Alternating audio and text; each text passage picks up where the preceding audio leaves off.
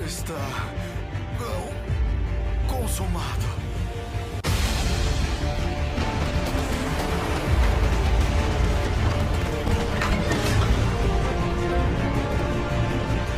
Verdadeiramente este era o Filho de Deus.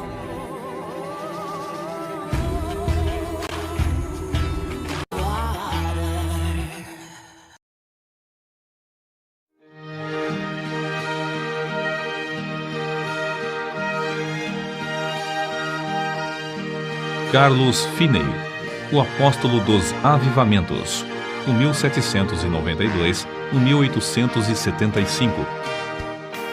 Perto da aldeia de New York Mills, no século XIX, havia uma fábrica de tecidos movida pela força das águas do rio Oriskany. Certa manhã, os operários se achavam comovidos, conversando sobre o poderoso culto da noite anterior, ocorrido no prédio da escola pública. Não muito depois de começar o ruído das máquinas, o pregador, um rapaz alto e atlético, entrou na fábrica. O poder do Espírito Santo ainda permanecia sobre ele. Os operários, ao vê-lo, sentiram a culpa de seus pecados a ponto de terem de se esforçar para poderem continuar a trabalhar. Ao passar perto de duas moças que trabalhavam juntas, uma delas, no ato de emendar um fio, foi tomada de tão forte convicção que caiu em terra chorando. Segundos depois, quase todos em volta tinham lágrimas nos olhos, e em poucos minutos o avivamento encheu todas as dependências da fábrica. O diretor, vendo que os operários não podiam trabalhar, achou que seria melhor que cuidassem da salvação da alma e mandou que parassem as máquinas. A comporta das águas foi fechada e os operários se ajuntaram em um salão do edifício. O Espírito Santo operou com grande poder e dentro de poucos dias quase todos se converteram. Disse acerca desse pregador, Carlos Finney, que, depois de ter ministrado a palavra em Gouverneur, no estado de New York, não houve baile nem representação de teatro na cidade durante 6 anos. Calcula-se que durante os anos de 1857 e 1858, mais de 100.000 pessoas foram ganhas para Cristo pela obra direta e indireta de Finney. A sua autobiografia é o mais maravilhoso relato de manifestação do Espírito Santo, excetuando o livro de Atos dos Apóstolos. Abaixo das Sagradas Escrituras, alguns consideram o livro Teologia Sistemática, de sua autoria, a maior obra sobre teologia que existe. Como explicar o seu êxito tão destacado nos anais dos servos da Igreja de Cristo? Sem dúvida, era, antes de tudo, o resultado da sua profunda conversão. Nasceu de uma família descrente e se criou em um lugar onde os membros da igreja conheciam apenas a formalidade fria dos cultos. Finney era advogado. Ao encontrar nos seus livros de jurisprudência muitas citações da Bíblia, comprou um exemplar com a intenção de conhecer as Escrituras. O resultado foi que, após a leitura, achou mais e mais interesse nos cultos dos crentes.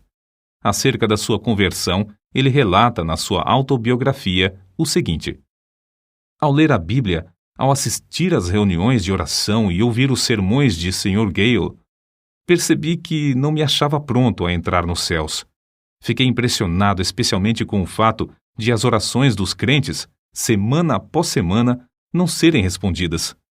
Li na Bíblia: pedi e dar-se-vos-á, buscai e encontrareis, batei e abrir-se-vos-á. Li também que Deus é mais pronto a dar o Espírito Santo aos que lhe o pedirem do que os pais terrestres a darem boas coisas aos filhos. Ouvi os crentes pedirem um derramamento do Espírito Santo se confessarem, depois que não receberam. Exortavam uns aos outros a se despertarem para pedir em oração um derramamento do Espírito de Deus e afirmavam que assim haveria um avivamento com a conversão de pecadores. Mas, ao ler mais a Bíblia, vi que as orações dos crentes não eram respondidas porque não tinham fé, isto é, não esperavam que Deus lhes daria o que pediam. Entretanto, com isso, senti um alívio acerca da veracidade do Evangelho e fiquei convicto de que a Bíblia, apesar de tudo, é a verdadeira Palavra de Deus. Foi num domingo de 1821 que assentei no coração resolver o problema sobre a salvação da minha alma e ter paz com Deus. Apesar das minhas grandes preocupações como advogado, resolvi seguir rigorosamente a determinação de ser salvo. Pela providência de Deus, não me achei muito ocupado nem segunda nem terça-feira, e consegui passar a maior parte do tempo lendo a Bíblia e orando. Mas ao encarar a situação resolutamente, achei-me sem coragem para orar, sem tapar o buraco da fechadura.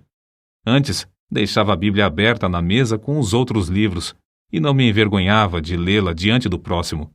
Mas então, se entrasse alguém, eu colocaria um livro aberto sobre a Bíblia para escondê-la. Durante a segunda e a terça-feira, a minha convicção aumentou, mas parecia que o coração se havia endurecido. Eu não podia chorar nem orar.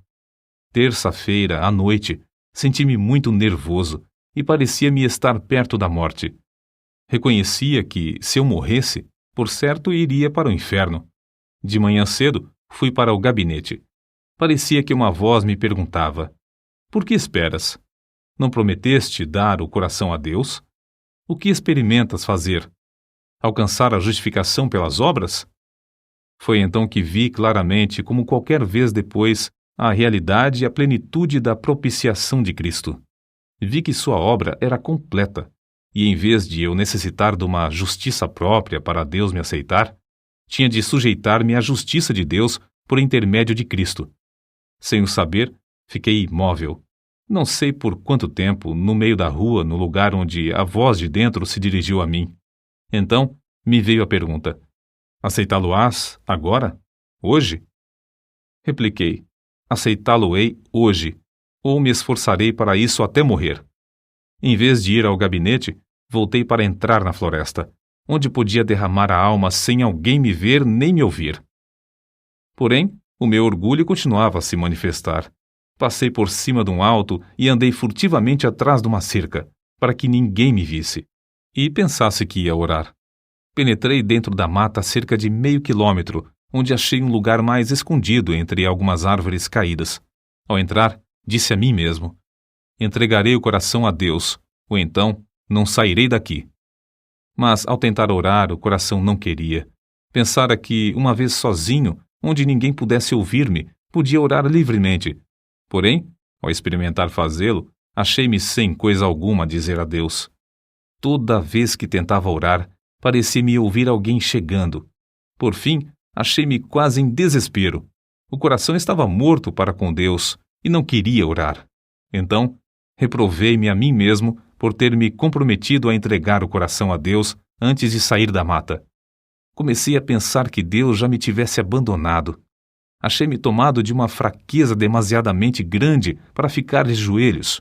Foi justamente nessa altura que pensei novamente que eu via alguém se aproximando e abri os olhos para ver. Logo foi-me revelado que o orgulho do meu coração era a barreira entre mim e a minha salvação. Fui vencido pela convicção do grande pecado de eu envergonhar-me se alguém me encontrasse de joelhos perante Deus, e bradei em alta voz que não abandonaria o lugar, nem que todos os homens da terra e todos os demônios do inferno me cercassem. Gritei: ora, um vil pecador como eu, de joelhos perante o grande e santo Deus, confesso-lhe os pecados e me envergonho dele perante o próximo, pecador também, porque me encontro de joelhos para achar paz com o meu Deus ofendido. O pecado parecia-me horrendo, infinito. Fiquei quebrantado até o pó perante o Senhor.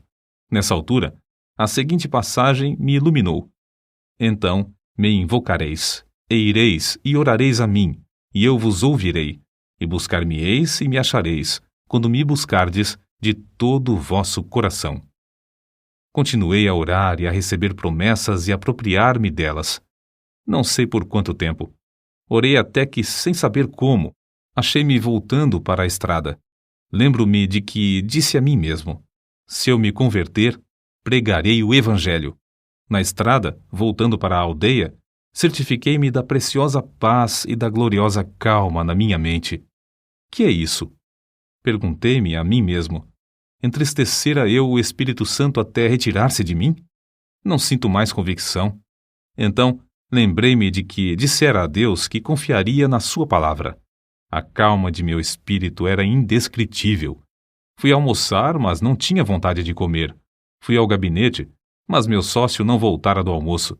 Comecei a tocar a música de um hino no rabecão, como de costume. Porém, ao começar a cantar as palavras sagradas, o coração parecia derreter-se e só podia chorar. Ao entrar e fechar a porta atrás de mim, parecia-me ter encontrado o Senhor Jesus Cristo face a face. Não me entrou na mente, na ocasião, nem por algum tempo depois, que era apenas uma concepção mental. Ao contrário, parecia-me que eu o encontrara como encontro qualquer pessoa. Ele não disse coisa alguma, mas olhou para mim de tal forma que fiquei quebrantado e prostrado aos seus pés.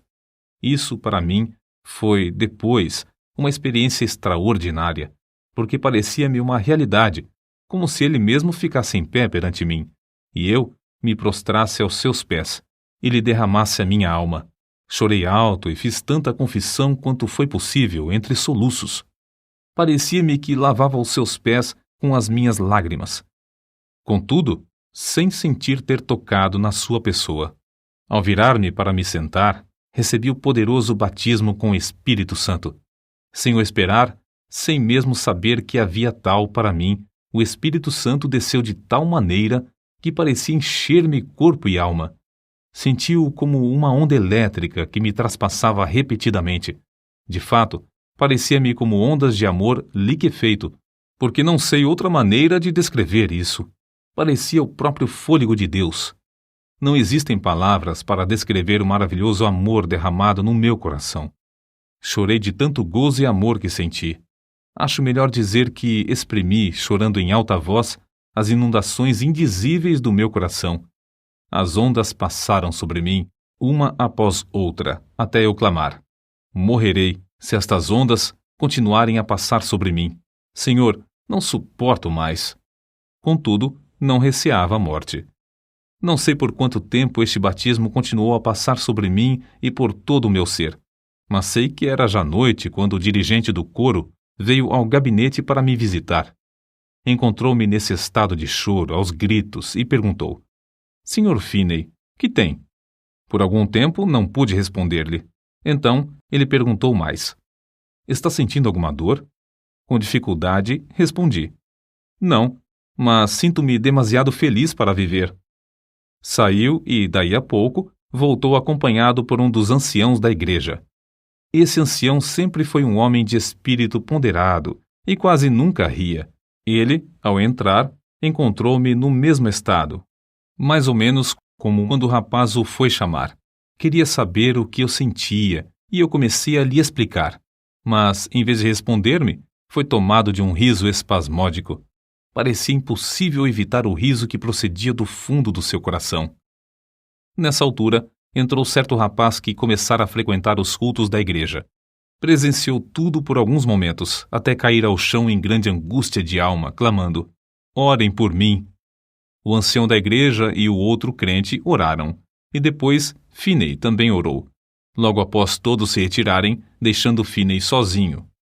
Ao deitar-se para dormir, Finney adormeceu, mas logo acordou por causa do amor que lhe transbordava o coração. Isso aconteceu repetidas vezes durante a noite. Sobre isso, ele escreveu depois: Quando me acordei de manhã, a luz do sol penetrava no quarto. Faltam-me palavras para exprimir os meus sentimentos ao ver a luz do sol. No mesmo instante, o batismo do dia anterior voltou sobre mim. Ajoelhei-me ao lado da cama e chorei pelo gozo que sentia. Passei muito tempo sem poder fazer coisa alguma senão derramar a alma perante Deus. Durante o dia, o povo se ocupava em falar da conversão do advogado. Ao anoitecer, sem qualquer anúncio do culto, ajuntou-se uma multidão no templo. Quando Finney relatou o que Deus fizera na sua alma, muitos foram profundamente tocados. Um sentiu-se tão convicto que voltou a casa sem o chapéu. Certo advogado afirmou: É claro que ele é sincero, mas que enlouqueceu é evidente. Finney falou e orou com grande liberdade. Realizavam-se cultos todas as noites por algum tempo, aos quais assistiam pessoas de todas as classes. Esse grande avivamento espalhou-se para muitos lugares em redor. Finney continuou: Por 8 dias, depois da sua conversão, o meu coração permanecia tão cheio que não sentia desejo de comer nem de dormir. Parecia-me que tinha um manjar para comer que o mundo não conhecia. Não sentia necessidade de alimentar-me nem de dormir. Por fim, cheguei a ver que devia comer como de costume e dormir quanto fosse possível. Grande poder acompanhava a palavra de Deus. Todos os dias, admirava-me ao notar como poucas palavras, dirigidas a uma pessoa, traspassavam-lhe o coração como uma seta. Não demorei muito em ir visitar meu pai. Ele não era salvo. O único membro da família que fizera a profissão de religião era meu irmão mais novo. Meu pai encontrou-me no portão e me perguntou: "Como tem passado, Carlos?" Respondi-lhe: "Bem, meu pai, tanto no corpo como na alma. Meu pai, o senhor já é idoso. Todos os seus filhos estão crescidos e casados, e nunca ouvi alguém orar na sua casa." Ele baixou a cabeça e começou a chorar, dizendo: "É verdade, Carlos. Entre e você mesmo ore." Entramos e oramos. Meus pais ficaram comovidos e, não muito depois, converteram-se. Se a minha mãe tinha qualquer esperança antes, ninguém o sabia. Assim, esse advogado, Carlos G. Finney, perdeu todo o gosto pela sua profissão e se tornou um dos mais famosos pregadores do Evangelho. Acerca de seu método de trabalhar, ele escreveu: "Dei grande ênfase à oração como indispensável, se realmente queríamos um avivamento. Esforçava-me por ensinar a propiciação de Jesus Cristo, sua divindade, sua missão divina, sua vida perfeita, sua morte vicária, sua ressurreição, a necessidade de arrependimento e de fé, a justificação pela fé e outras doutrinas que se tornaram vivas pelo poder do Espírito Santo. Os meios empregados eram simplesmente pregação, cultos de oração, muita oração em secreto, intensivo evangelismo pessoal e cultos para a instrução dos interessados. Eu tinha o costume de passar muito tempo orando. Acho que, às vezes, orava realmente sem cessar. Achei também grande proveito em observar frequentemente dias inteiros de jejum em secreto. Em tais dias, para ficar inteiramente sozinho com Deus, eu entrava na mata ou me fechava dentro do templo.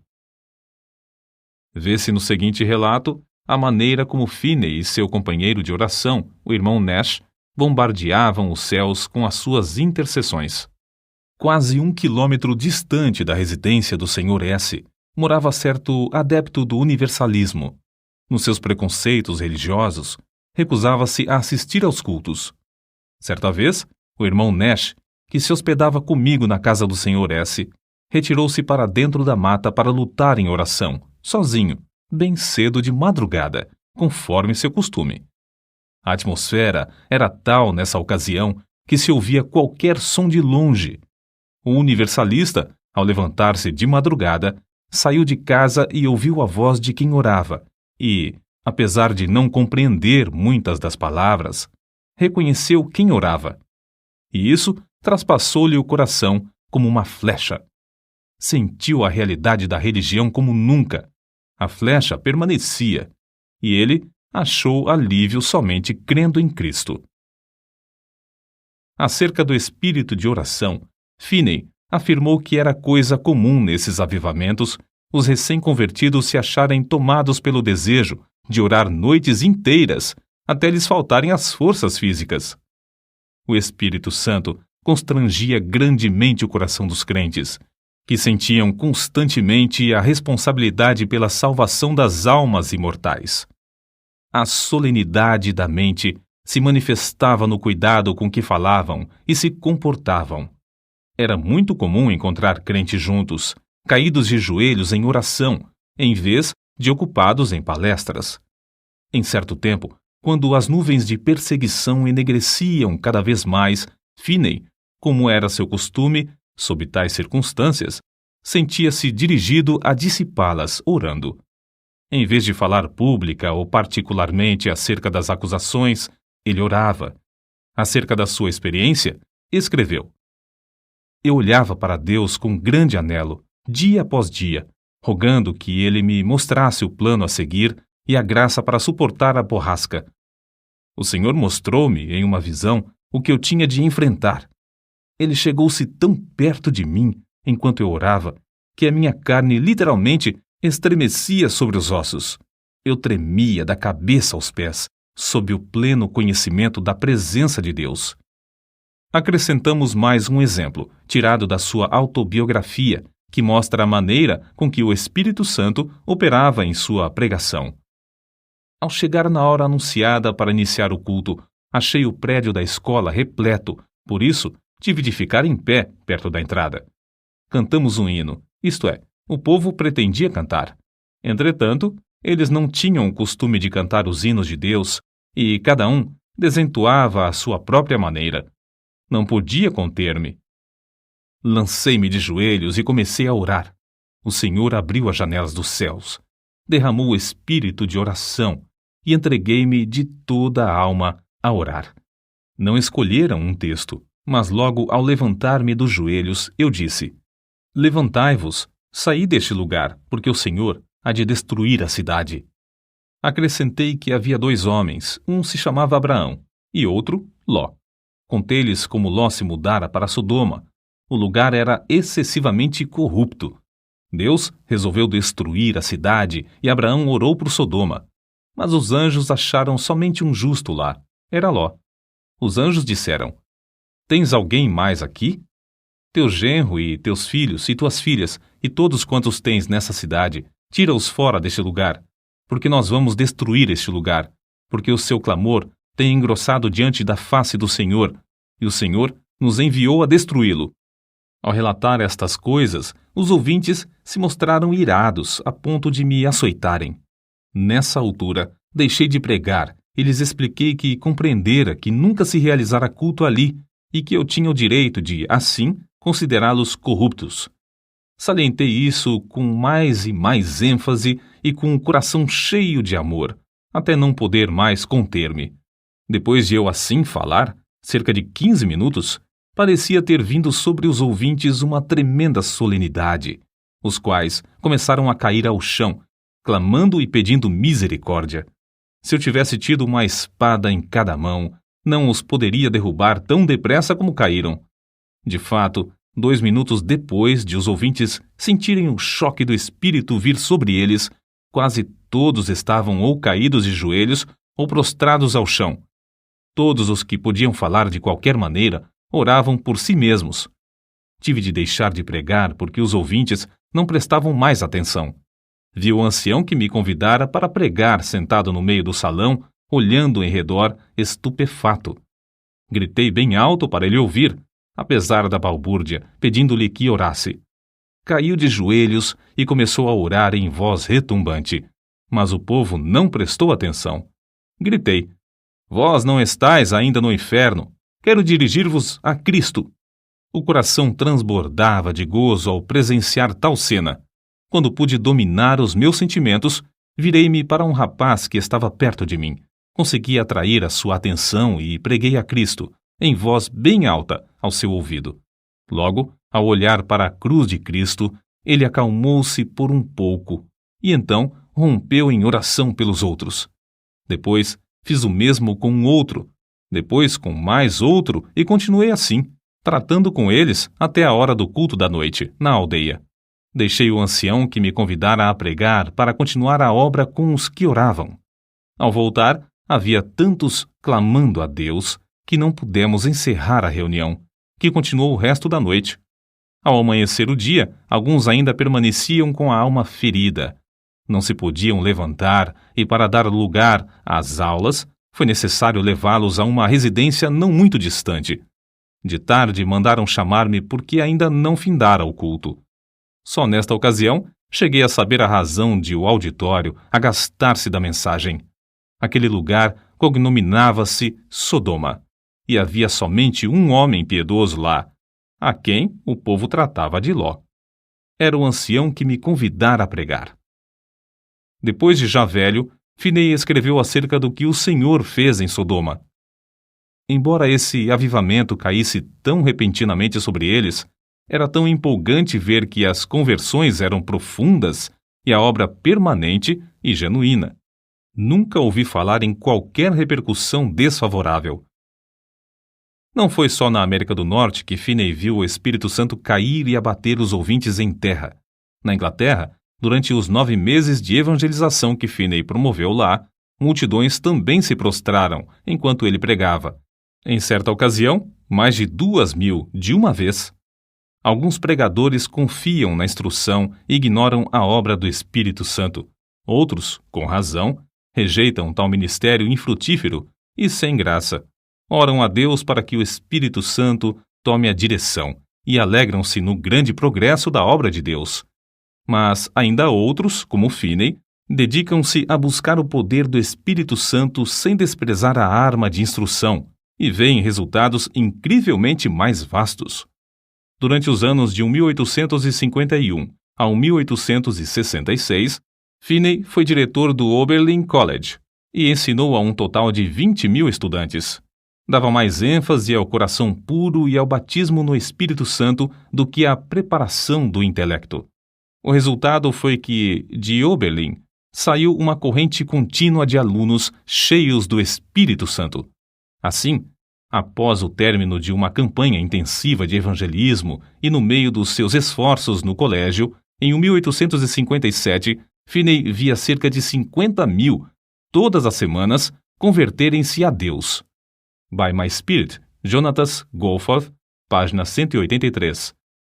Os diários de New York, às vezes, quase não publicavam outras notícias senão do avivamento. Suas lições aos crentes sobre avivamento foram publicadas primeiro em um jornal e depois em um livro de 445 páginas que se intitulava Discursos sobre Avivamentos.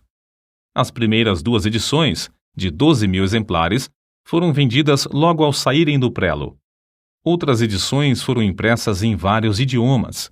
Uma só editora em Londres publicou 80.000.